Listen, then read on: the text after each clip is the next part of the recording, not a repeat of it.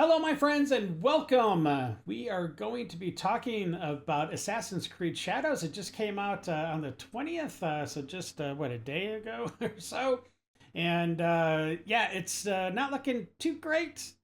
It's not looking absolutely horrible, but the hype machine on Ubisoft's side is definitely kicking into gear, and they are basically gaslighting investors a little bit, saying things are looking better than what they really are. But anyways, let's take a look, and I hope you enjoy it. Assassin's Creed Shadows has finished its first full day of release, and the game is now out in the wilds. I've been playing it myself, and I will give you my honest opinion on what I've played so far as someone who has played pretty much every game in the series, well, Yeah. minus the side-scroller ones. But first, let's look into what this game has achieved in 24 hours and look at it through a critical lens. This is from Fandom Pulse. Shadows has reached just around 41,000 players concurrently on Steam alone. Some people are touting this as a success. However, if we place this against Dragon Age Veilguard in its day one of release, that game managed to hit around 89,000 players Wow. within its first 24 hours on Steam. And that actually was not very good either when comparing Veilguard to other games in the first 24 hours. So things aren't looking too great for Shadows right now. Don't need to be a math whiz to know the difference in these two player numbers. Honestly, I thought Shadows would skyrocket to at least 100,000 people day one on Steam. I was convinced that this would happen, and I was very obviously wrong on that Mhm. one, and it surprised me. I mean, only 41,000. Really? For Ascreed? How the hell did Failguard double the player count and then some? A Ass. reminder. Veilguard sold about 1.5 million copies once it was all said and done. It was a commercial failure, and then it was dumped on PS Plus, where players actually rejected it as well. People Wow. wouldn't even play the game for free, and yeah, I don't blame them. There's no way that Shadows is currently anywhere near a commercial success for Ubisoft if you ask me looking at these numbers and more. Of course, Ubisoft did try to spin the story, as you can see here on Twitter, where they posted this. It's not even 4 p.m. here in Canada, and Assassin's Creed Shadows has already passed 1 million players. Thank you from the bottom of our hearts for joining this adventure in feudal Japan.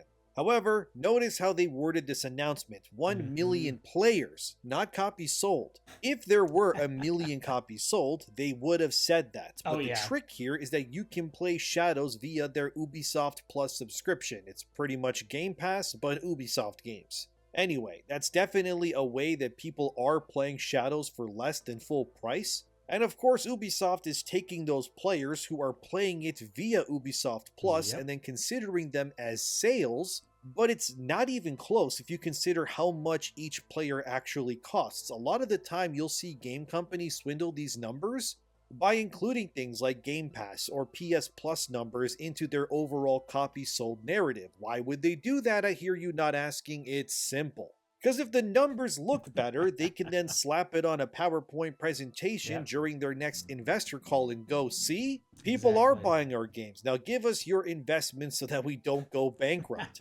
Everything about executives and how they word things is carefully orchestrated to give the best possible results when they speak, despite if things are actually failing. It's like if you asked someone what they had for lunch and they said, I had a baked bread with beautiful cheese, thinly sliced Italian meats, and a side of delectable beverages.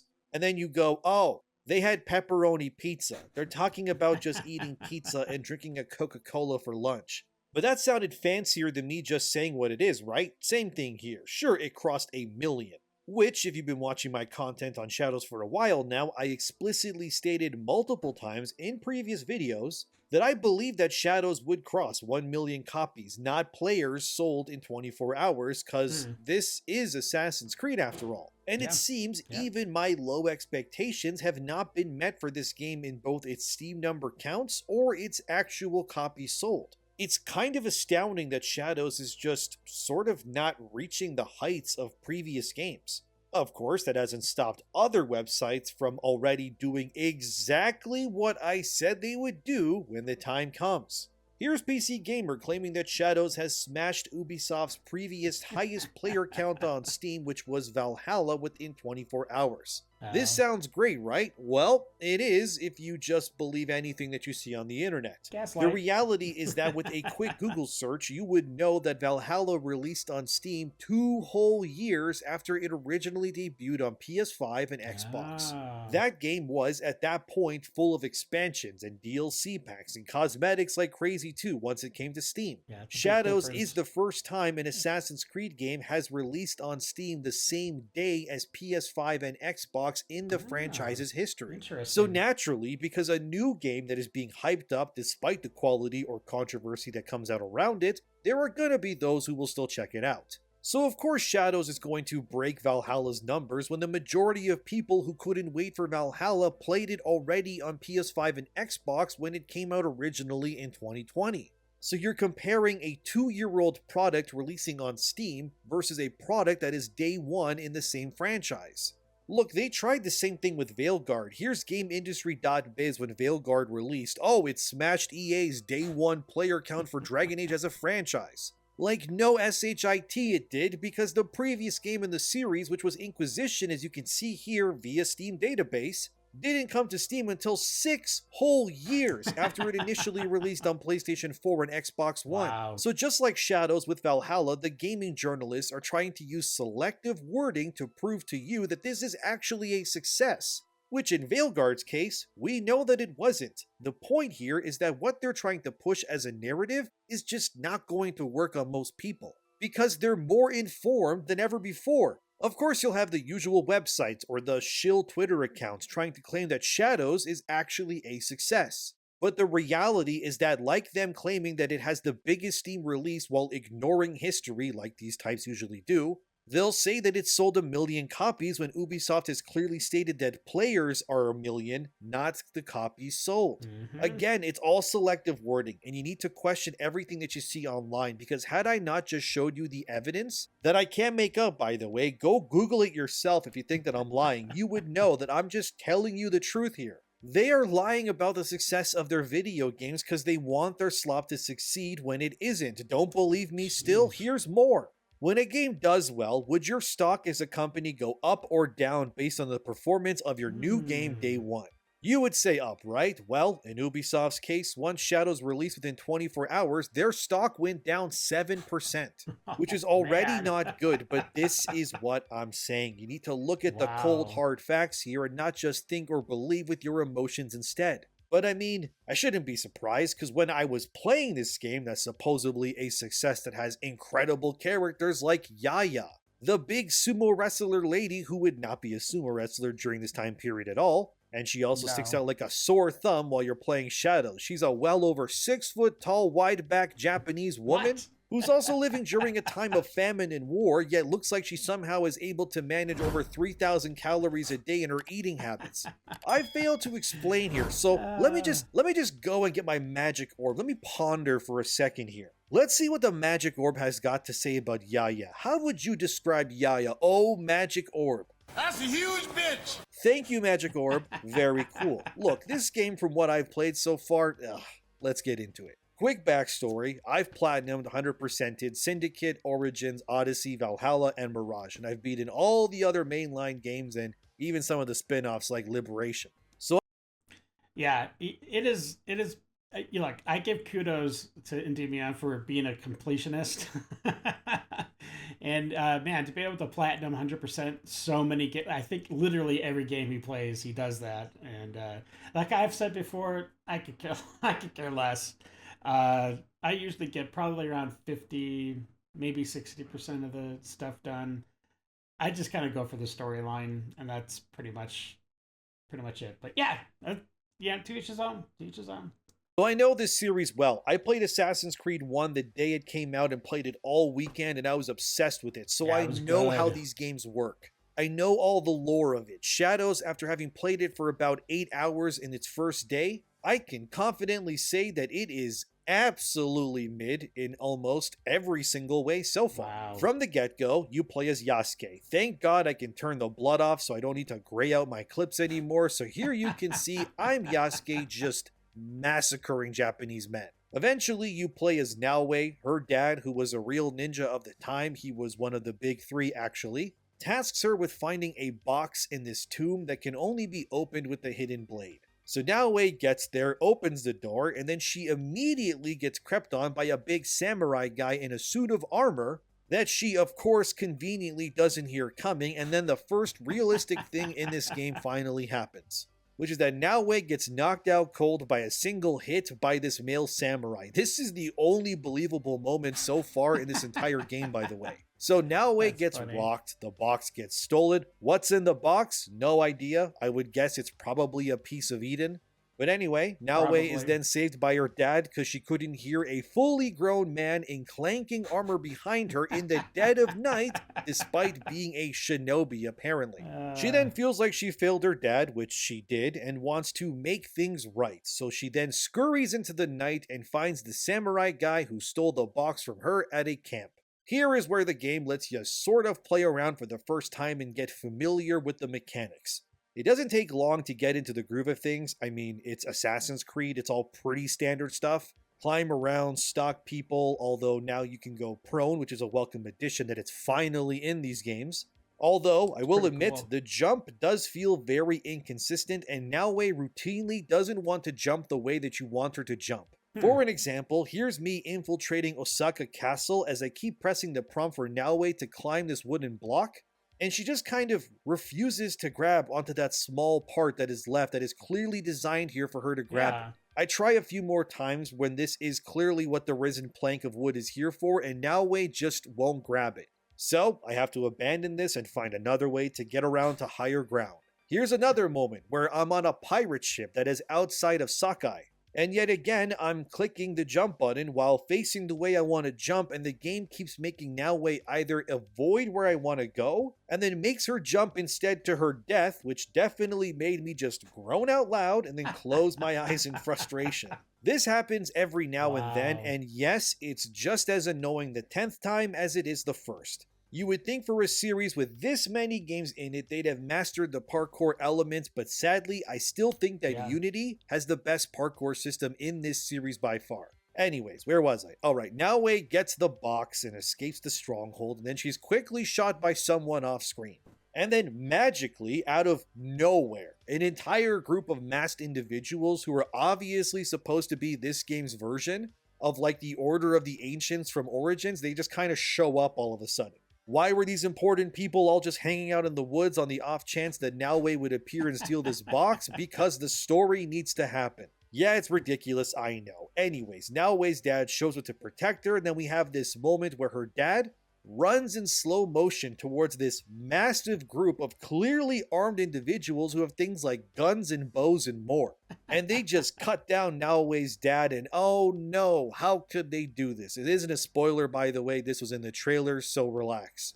So yeah, Fujibayashi Nagato is dead, killed by the evil Japanese group of sinister individuals who enjoy cosplaying and waiting in the woods, I guess. I tried to look up how Nagato dies in real life. He's a real person, by the way, and couldn't really find anything, but for one of the 3 Master Iga ninjas in real life, it's kind of ridiculous that he decided to just rush these people instead of, I don't know, using a smoke bomb or something, because he's a literal Master Ninja. Like, hello? But I guess the game needs to happen, so this guy is now dead. They leave Naoe for dead as well, which is stupid because it's giving me Last of Us Part 2 vibes all over again. They should have just iced her, but the game needs to happen. Then you're saved by an old monk and a little boy. These two made me raise an eyebrow, because one, there was a lady who consulted on this game who openly admitted that she specializes and wrote a book about how old Japanese men monks would keep young boys as companions to help them with their tasks, and they would also keep these little boys, how do I say this, for sexual reasons too. This is real, by the way. So anyway, when I saw these two who distinctly matched that power dynamic in-game, I kind of just went, oh, hell nah, brah.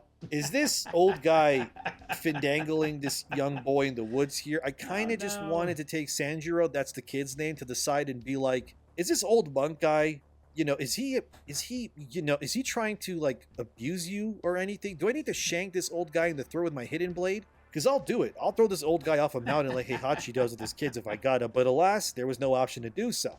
But it is very weird that they pair these two of all people up, considering how public Ubisoft has been about hiring that Dr. Hori lady who specializes in young boys and old monk relationships. I feel gross just bringing it up, but the point still stands, guys. Anyway, Naoe gets better. She leaves the young boy alone with the old man, which definitely just made me cringe when that happened. Like, bro, save that kid. What are we doing? I thought we were protectors of the innocent, but nah. Blah, blah, blah. Eventually, you find your hideout. Thankfully, that kid and the monk then show up and join you, which at least hopefully now other people can watch that old man and make sure that he doesn't try to, anyway. Then you're kind of just left to go into the open world. And so far, the open world is fine. I personally prefer Odyssey and Origins open world to this a lot more.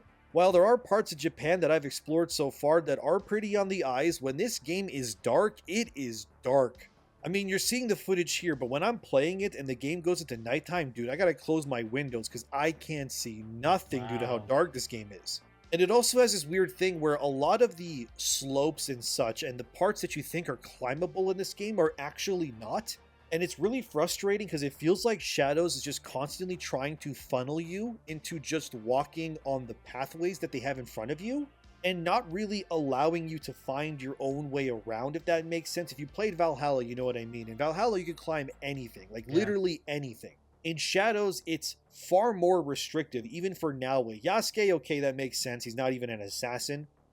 And like climbing pretty much anything, that's one of the best parts of the Assassin's Creed series. It's the parkour element to the game. Yeah, that's too bad. That's sad that was allowed to stay in the game, that she couldn't climb on certain things. It's ridiculous. But with Naoe, you would think, oh, I can climb that, I can climb this. No, you really can't climb what you think you can climb. The game is just constantly funneling you to these roads. And in a game called Assassin's Creed, I want to climb things, and they're just not letting me climb things the way that I want to. You would understand if you played it, but take my... I saw another video where they're talking about Yasuke, and one of his things is he can like bust through doors and stuff because he's basically a big tank, right? But then I guess there's certain doors and elements, I don't know, that Yasuke can't break through. So you go, it's not consistent, right? It's not consistent. That is so frustrating for the player. When the expectation is set and then the developers break that expectation, and it doesn't make for a good gaming experience. My word for it, this game is frustratingly not willing to let you be an assassin the way you want to, at least in its opening hours. Maybe when you get later on in the game, it opens up more and that kind of goes away, but for now, it's definitely a problem. Anyway, the combat. As Naoe, that also just feels bland, I guess. There's really no other way to put it. It's just too simple. You just use R1 to attack, R2 to do like a heavier posture break attack. Besides this, L1 is to block, O is to dodge, and then you hold down R2 and you can use one of your face buttons to do another attack. And beyond that, that's pretty much it. There's no real variations here. No way so far anyway that I can see that this combat gets more complex or rewarding. I know the inevitable comparison will be here to Ghost of Tsushima, and rightfully so, and having also 100%ed Tsushima back in the day, Wow. I can confidently say that it just clears Shadow in every conceivable way. Tsushima has better characters, its world feels more alive and interesting. The combat had different stances that felt far more interesting too, and Shadow... Yeah, I mean, in Ghost of Tsushima, the combat felt great, and the different stances were awesome because it was strategic, right? Depending on what kind of enemy you're going up, and there could be multiple types of enemies in like one battle scenario, so you'd have to constantly be like changing your stance in order to take on that certain enemy, and that was so fulfilling.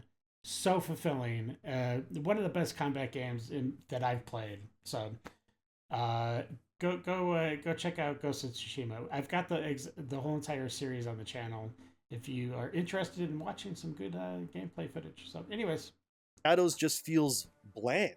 It just in general is the far superior game to Shadows, despite Tsushima being like 5 years old at this point. It also looks better than Shadows 2, but then again, I shouldn't be that surprised because Tsushima also asked the important question, which is, what if Assassin's Creed was good? And that's the biggest frustration I've had so far with Shadows, is that everything I've played is just mid or fine at best. Yeah. Nothing has shout out to me, nothing feels like it's somehow propelling the franchise forward in any meaningful way either. I guess the going prone thing is new, but like, if that's what I gotta praise amidst a whole ass new game, we got a problem, fellas. It just feels like the most 6 out of 10 game I've played all year. The stealth is passable. I mean, I will say the most involved I felt playing Shadows has been the parts where I just find a castle and decide to rob it of all its loot pretty much, but the amount of people within these strongholds is genuinely insane. Like, it took me 30 minutes to clean out Osaka Castle of both treasures and people, and I must have killed like 40 people, I'm not even kidding. Wow. And by the time I left that castle behind, everyone was dead, and I mean pretty much everyone, servants included, and yet you wouldn't know that a massive slaughter just happened there, because the world doesn't really react in any meaningful way to you killing either soldiers or peasants. You just sort of kill them, and that's it. The game, as far as I can tell, doesn't even have that mercenary system from, say, Odyssey, where people hunt you at least if you do bad things or whatnot. I don't know, maybe that unlocks later on. It's not there yet for me, but so far there's no real crime system or anything like that. And it seems like the PC, like the NPCs, I should say, they seem like they're not very reactive. And the like when they're battling, I don't know, it just seems like they just kind of stand there and take it, like they'll swing, but I don't know, it just seems very blah, I don't know. And I remember reading reviews saying you can just lay down on a roof and enemies will forget about you because they can't climb, and yeah, it's true. So far, not a single enemy has chased me once I leave the ground floor. You're basically invincible as soon as you add some elevation between you and your enemy. It's actually... I believe that there is a setting when you could probably change it at any time, but you basically crank, I don't remember what it's called, but there's like 2 settings. You crank it to like extreme or maximum or whatever, because at the default setting, the NPCs, there's like a cap, like a level cap, height cap, and what they can see. So this is exactly what Debion's talking about. As soon as you jump onto a roof, even if they're like really far away from you and they can clearly see everything on the building, they still won't be, for some reason, be able to see you. But if you crank the setting up to maximum, then it's a lot more, they can actually see you. So pathetic that Ubisoft made the game like this and didn't think to give enemy types that, I don't know, can pursue you. Maybe they get added later on. I hope so anyways. And that is actually, if they can see you, that's one thing, but if they don't even pursue you when they see you, that's horrible. Because that's one of the best things about Assassin's Creed is, like, you get into a situation and you get spotted and you're like, whoop, whoop, whoop, whoop, whoop, I got to get out of here, because they're on your butt, and you've got to try to evade them or isolate one of the enemies that's chasing you, so you can thin out the herd, And that was one of the best elements of what makes this this franchise great. And if they've eliminated that, wow, they've really kneecapped the gaming experience. So far, the whole game just feels very milquetoast, mid. You've played this game before. Everything I just explained, even if you haven't played it, you're going, yep, it sounds like he's playing an Assassin's Creed game, and you're right. There's just not a single moment in this game so far that sticks out to me as a big oh wow moment, and it frustrates me so much because Shadows and Assassin's Creed in general, it should be capable of better than this, but this series is honestly just being held back by Ubisoft as a publisher, if I'm being honest. Because Ghost of Tsushima proves that other studios and companies can take what pretty much is Assassin's Creed's formula and just make it better and more involving when the bones of Assassin's Creed are not just in the hands of Ubisoft. And after having played Shadows, it's almost as if there's nothing new here to really say about it. It's just like the other ones, but it's also somehow worse. Odyssey and Origins, in my opinion, are far superior than this game in almost every single way. Shadows doesn't even have the best rendition of Japan that we've seen in games recently either, especially if I then compare Shadows to Rise of the Ronin even. That's another open world Japanese game that came out recently, and Shadows just fails even when compared to that, man. Ronin and Ghost have such better combat systems and exploration than Shadows, it's not even funny, they're not even in the same category. How Ubisoft had 5 years of dev time extra beyond Ghost and landed with this, it's honestly puzzling to me. I know some are saying in their reviews that Naoe's a great character, maybe she is later on, but so far I don't really see it. She's fine for what she is, but there's nothing really visually striking or interesting about her yet. Her design too is just so bland, and I know you're probably asking, well, what about not Nasuke? Let's say Nasuke. Yasuke. But besides that opening mission as him, I haven't been able to play as him again yet. I've just been running around the world just doing typical map marker things as Naoe. But from what I've played of Yasuke, he's just like a poor man's Ghost of Tsushima, or I guess Rise of the Ronin character, or any other game where you use a katana or sword to fight with. There's just simply nothing about this game so far that stands out to me when it comes to what I've played before within this genre. And it genuinely just feels like Ubisoft has been completely left behind when it comes to making open world story-driven RPG games. I can't believe that we are now 10 years removed from Witcher 3, which Ubisoft has admitted was the core inspiration for these RPG era of Assassin's Creed games. Yeah. And yet they still can't seem to match it in any way, like not even the combat even. What are we doing? Look, I'm giving the game an honest try. I haven't ran into any gay or non-binary romances yet. I'm probably too early on for that. But from what I've played, this game is just a piece of bread, like any other piece of bread that is just fine. It's the kind of game that you will play while listening to like a YouTube video or a podcast, or just put some music on while you just sort of zone out. You know, the kind of game where you stop using your brain and just clear the map little by little to just sort of veg out. We've all been there, I wager. But if you're looking for some big, epic, grand adventure that will test you and change how you see this series or this formula of games, sorry, but that's not here. It's just mid, guys. And it doesn't help when Ubisoft employees have said this also from fandom too. Alleged Ubisoft employee says if Assassin's Creed Shadows sells moderately well, we're in real trouble. This Ubisoft employee who said this was sourced by French website BFMTV. It's the same website that originally broke that story about Ubisoft suing people who will harass their devs or whatever. Anyway, this is what this employee said according to them. If the game does moderately well, we're in real trouble, the employee added. If Shadows sells very well, we'll be able to start breathing a sigh of relief. The employee would go on to provide more color. Already, if it sells like Odyssey, which is the second best-selling game of all time for Ubisoft, we'll be happy. Then Mark Alexis Cody, the franchise producer of Assassin's Creed, was also shown to have said this in the past with how he thinks Shadows needs to perform to meet expectations. When you look at who succeeds, at least in the AAA space, so what I'm going to say applies to like mostly premium games, more traditional kind of AAA games, you have 10 games in any given year that will sell about 10 million copies. The reason I'm quoting the 10 million copies kind of mark is from what I've seen and how I've seen costs, our costs, and the cost of competitors and everybody. Everything leaks in our industry, so you have privileged information on where the competition is going, but mostly I estimate that 10 million copies, give or take 2 million copies, is mostly what you need to break even, but you have only 10 games that breach that every year. Wow. Out of those 10, you'll have probably 3 sports games, you'll have 4 games of established franchises, and probably 2 or 3 games that are surprise hits coming from nowhere. But that leaves very, very little room and wiggle room for success, so I'm trying to steer the Assassin's Creed franchise through that. One of those games, by the way, that has done this already is Monster Hunter Wilds. And I can see that Mark Alexis Cody is trying to steer this game in a direction to have it be successful, but the reality is that the game has already left the top 10 global bestsellers list on Steam, and it just came out. And to be frank with you, Shadows will be lucky if it even breaks even for Ubisoft, but from what I've played of this game, it will just go down in history as one of the games of all time. People definitely worked on it, art was made, designers designed things, but it all just feels so constrained and by committee of what Ubisoft wants their games to be. What Ubisoft needed right now wasn't just a win, they needed a truly transformative piece of art that could elevate them and show the industry and the players that they are here to stay. But instead what we got was just another game, like the rest of them, that does all the things you've already experienced and doesn't really offer anything new to justify itself to keep existing the way it is. And if you truly want an open world action game that is set in Japan, go play Ghost of Tsushima or Rise of the Ronin.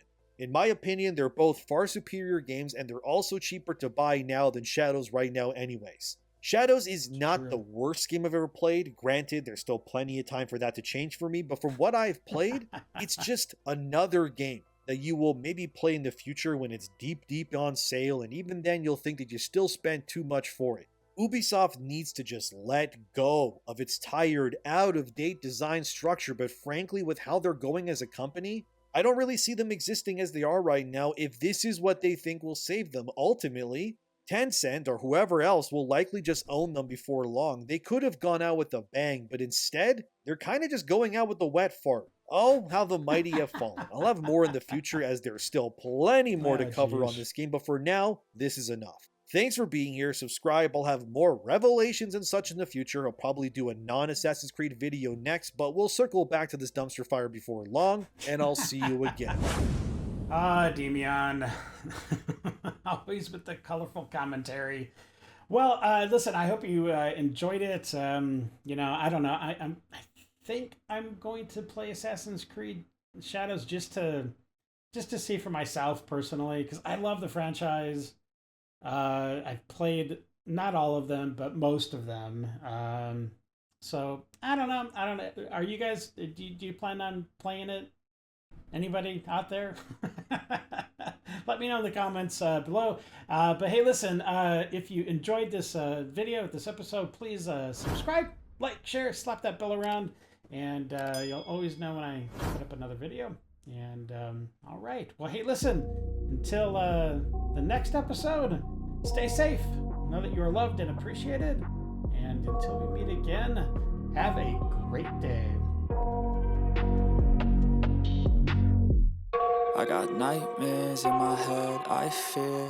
Let the thoughts build up until I can't hear.